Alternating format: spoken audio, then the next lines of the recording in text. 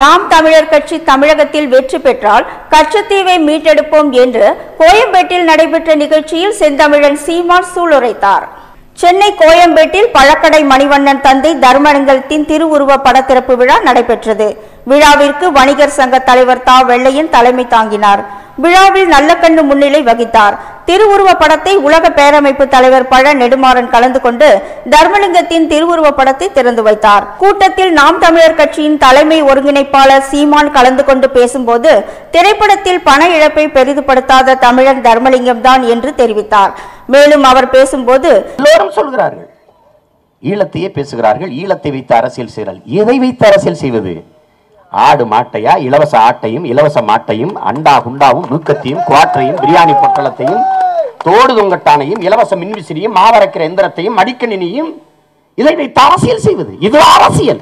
சலுகை, போனஸ், இலவச மானியம், இதை தவிர இந்த நாட்டில் அரசியல் என்ன இருக்கிறது? என்ன இருக்கிறது? என் இனத்திற்கென்று ஒரு தேசம் அடைவதை தவிர ஒரு தேசினத்தின் மகனுக்கு அரசியல் வேறு என்ன இருக்க முடியும்? என்ன இருக்க முடியும்? அப்ப ஈழ தாயகம் என்பது, ஈழ தேசம் என்பது ஈழத்தில் பிறந்து ஈழத்தில் வாழ்கிற ஒரு ஈழ தமிழனுக்கான தாயகம் மட்டுமல்ல. அந்த விடுதலைக்காக தனது பிள்ளைகளை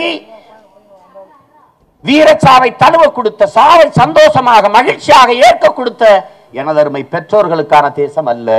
அது மட்டுமல்ல, உலகெங்கும் வாழ்கிற ஒவ்வொரு தமிழனுக்குமான தாயகம் தமிழீழ தாயகம் என்பதை இளைய தலைமுறை பிள்ளைகள் மனதில் பதிவு வைத்துக் கொள்ள வேண்டும். அது என் விடுதலை, அது உன் விடுதலை, நம் இனத்திற்கான தேச விடுதலை. அதை புரிஞ்சுக்கணும். ஏன் இனத்திற்கான தேச விடுதலை? உனது தேசிய கீதம் எது? இந்தி. உனது தேசிய கீதம் வங்க மொழியில் இருக்கிறது. உனது தேசிய மொழி இந்தி.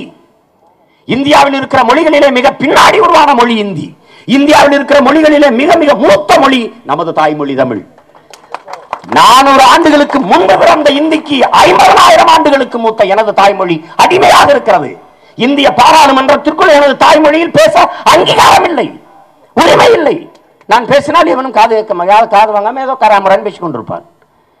அப்ப என்ன முடிவெடுக்க வேண்டியது இருக்கு? 50,000 ஆண்டுகளுக்கு மூத்த நீண்ட நெடிய வரலாற்று பெருமை கொண்ட தமிழர் என்கிற தேசியனத்தின் தாய்மொழி, அதற்கு அங்கீகாரம் இல்லை உன் பாராளுமன்றத்தில். என் தாய்மொழியை உன் பாராளுமன்றத்தில் அங்கீகரி. இல்லை என்றால் என் தாய்மொழியை அங்கீகரிக்கிற பாராளுமன்றத்தை உருவாக்க என்னை அங்கீகரி. இதுதான் இருக்கிற சிக்கல்.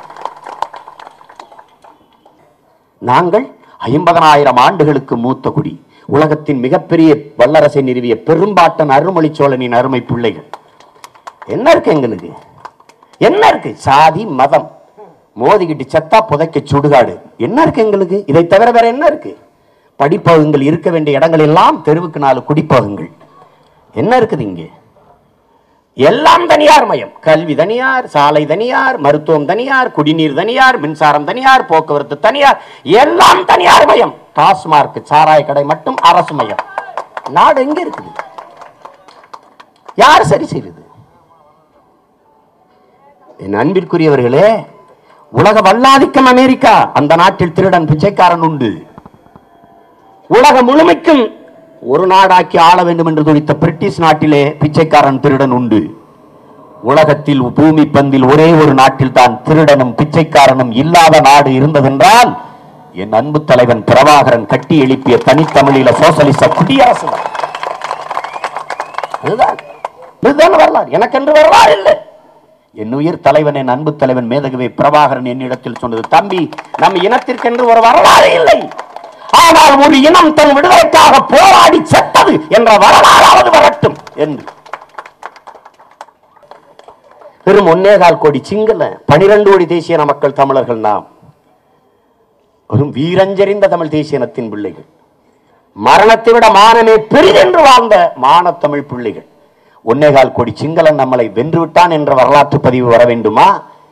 இல்ல அதே தமிழ் தேசிய மக்கள் அழிவின் விளிம்பிலிருந்து மீண்டு எழுந்து அந்த சிங்கள பேரினவாதத்தை அடிச்சு விரட்டி விடுதலை பெற்று வரலாற்றில் வென்றார்கள் என்ற பதிவு வர வேண்டுமா என்பதை நல்ல தமிழ் தகப்பனுக்கும் தமிழ் தாய்க்கும் பிறந்த ஒவ்வொரு தமிழ் பிள்ளையும் முடிவு செய்து கொள்ள வேண்டிய தருணம் இது. அதனால் ஈழம் எமக்கு அரசியல் அல்ல, அவசியம். ஈழம் எமக்கு பிரச்சனை அல்ல. கச்சத்தீவு பிரச்சனை, காவிரி நதிநீர் உரிமை சிக்கல் பிரச்சனை, மீத்தேன் எரிகாற்று சிக்கல் பிரச்சனை, முல்லை பெரியாற்று அணை பிரச்சனை, மீனவர் படுகொலை பிரச்சனை, ஆந்திர காட்டுக்குள் 20 தமிழர்கள் படுகொலை அது பிரச்சனை. ஆனால் ஈழம் பிரச்சனை அல்ல, அது என் இனத்தின் விடுதலை.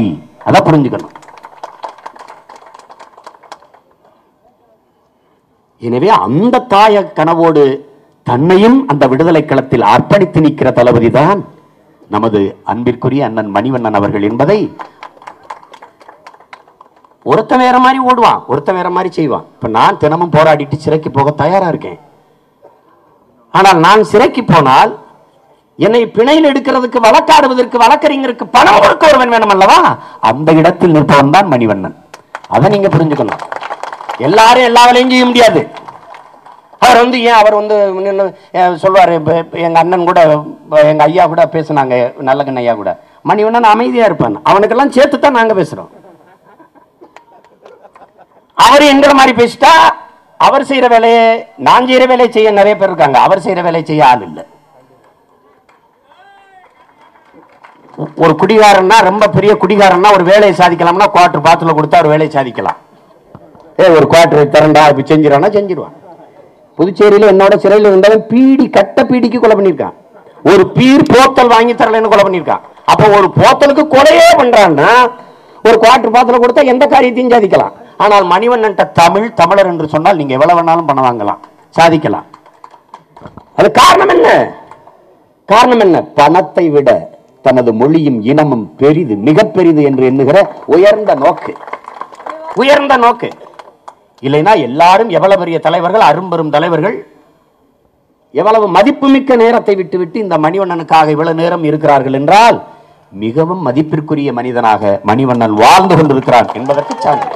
இப்படிப்பட்ட ஒரு அரும் மகனை இந்த மண்ணிற்கு, இந்த மக்களுக்கு, தமிழ் தேசியத்திற்கு தந்த மிக பெரும் பெருந்தகையாக நமது அப்பா தர்மலிங்கம் அவர்களை நான் பார்க்கிறேன். இதில் விடுதலை ராஜேந்திரன், திரைப்பட இயக்குனர் கௌதமன், வேணுகோபால், கோவை ராமகிருஷ்ணன், காசி ஆனந்தன், பச்சையப்பன் உட்பட பலர் கலந்து கொண்டனர்.